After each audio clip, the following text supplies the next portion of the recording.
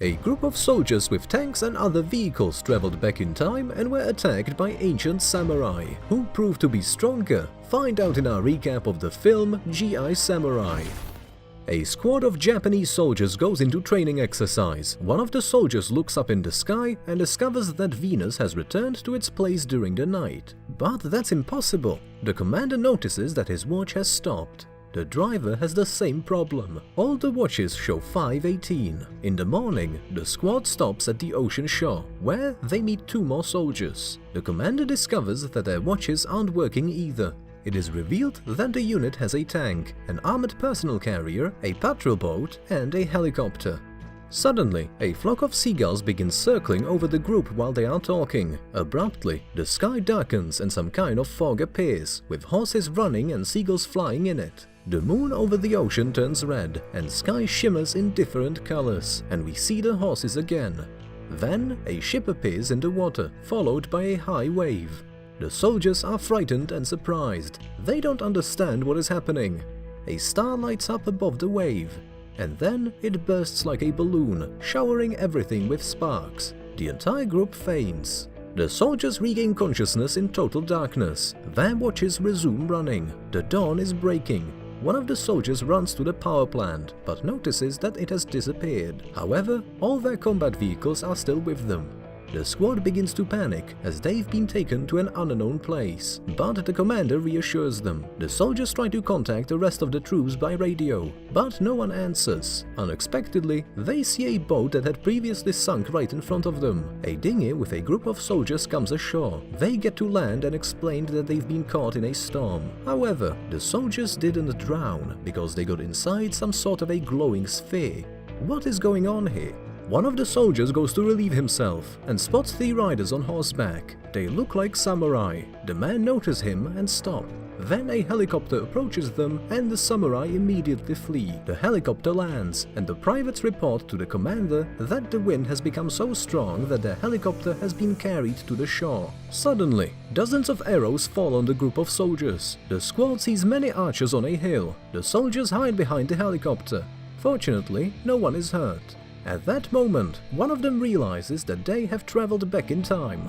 One of the soldiers gets behind a machine gun and fights back against the archers. The samurai hide behind the trees, but immediately other warriors appear to surround them. The soldiers hold their position, but the commander forbids them to fire without orders and goes to their leader himself. The samurai calls his name, Nagao Kagetora.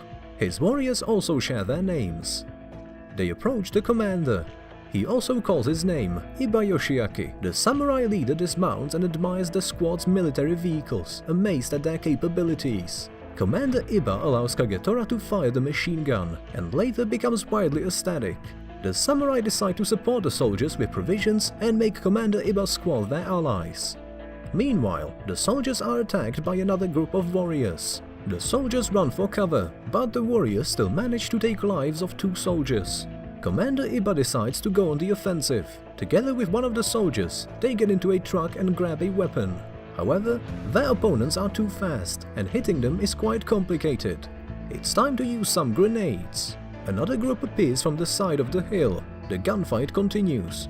Thanks to the modern vehicles and weapons, the soldiers win. In addition, they are soon joined by Kagetora and his squad. They engage the enemy in close combat.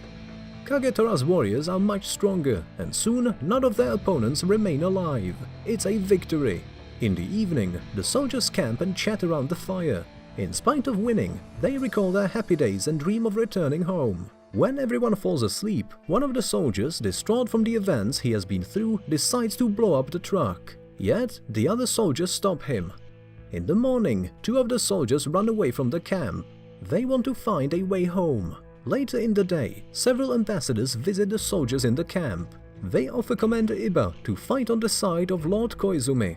However, he refuses. Kagetora massacres the warriors who came with the offer and gives the other ambassador a letter stained with blood.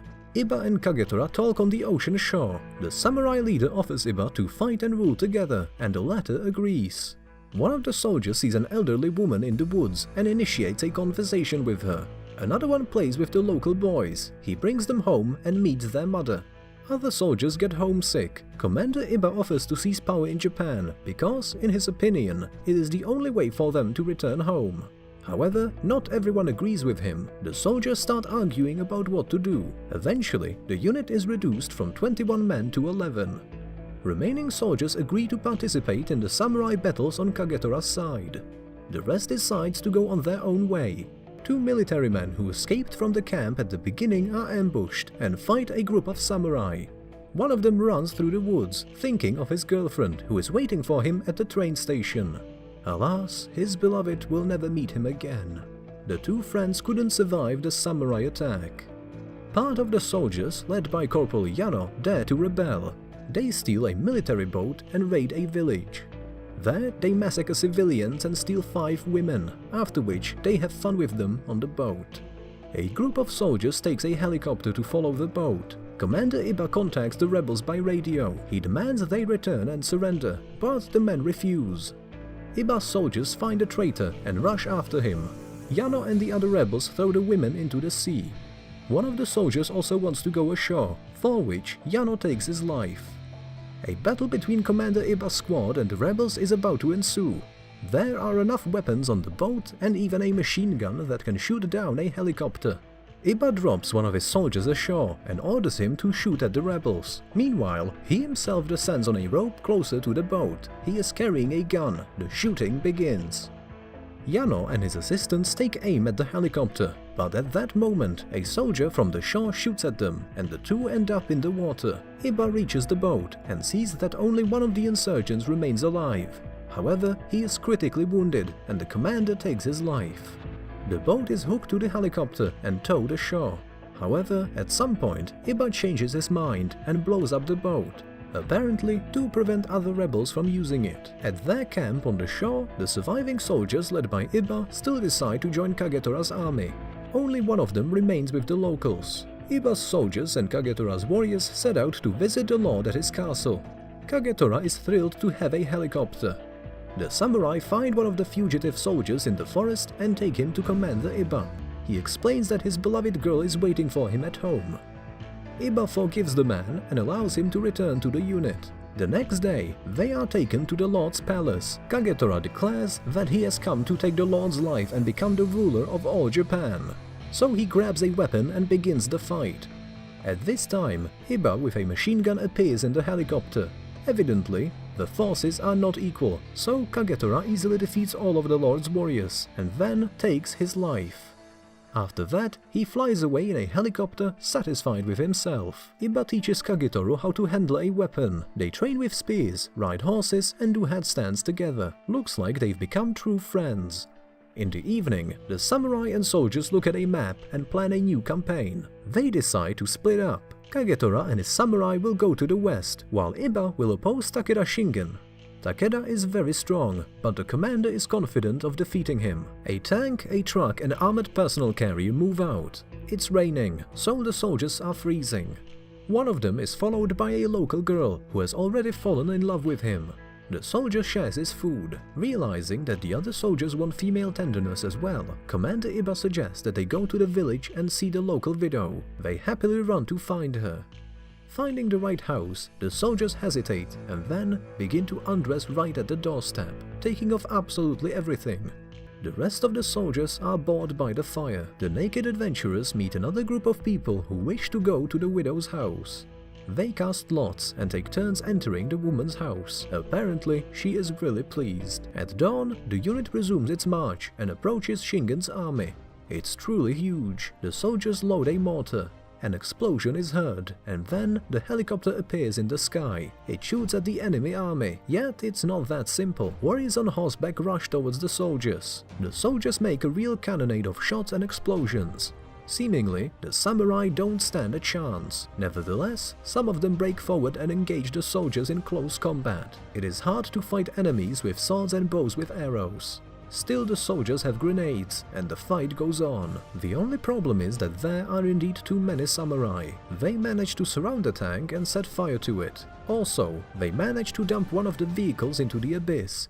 Burning arrows fly at the soldiers. They try to escape in the remaining truck. The surviving samurai attack the tank with one of the soldiers left in it. they move to more favorable position and set traps for the soldiers who are trying to escape. An attempt to fly away in the helicopter also fails. The samurai attempt to destroy it as well. One of them gets inside and attacks the pilots, causing the helicopter to crash and explode. Apparently, the main character understands the power and might of Shingen's army. Their hope for advanced weaponry proved to be groundless. Iba's squad has already lost 5 men, almost all their vehicles, and the most destructive weapons. Commander Iba is furious and desperate. He breaks through to Shingen's command post, finds the leader, and the latter offers him a sword fight. The duel begins. Iba is much less skilled with a sword than Shingen, so he uses a pistol at the end of the fight. That is the only chance for him to survive. The Viceroy falls to the ground. At this time, Iba is attacked by Shingen's son, who throws a spear at him. However, the commander manages to dodge it. Close combat ensues between the warriors. Iba wins again. Kagetora observes the duel from the hill and admires the prowess of his ally. The fight is over. The surviving soldiers sit sadly near the remaining vehicles before sending them underwater. They no longer need it. Iba and the remnants of his troops head for Kyoto to join Kagetora there. However, the latter faces a tough situation.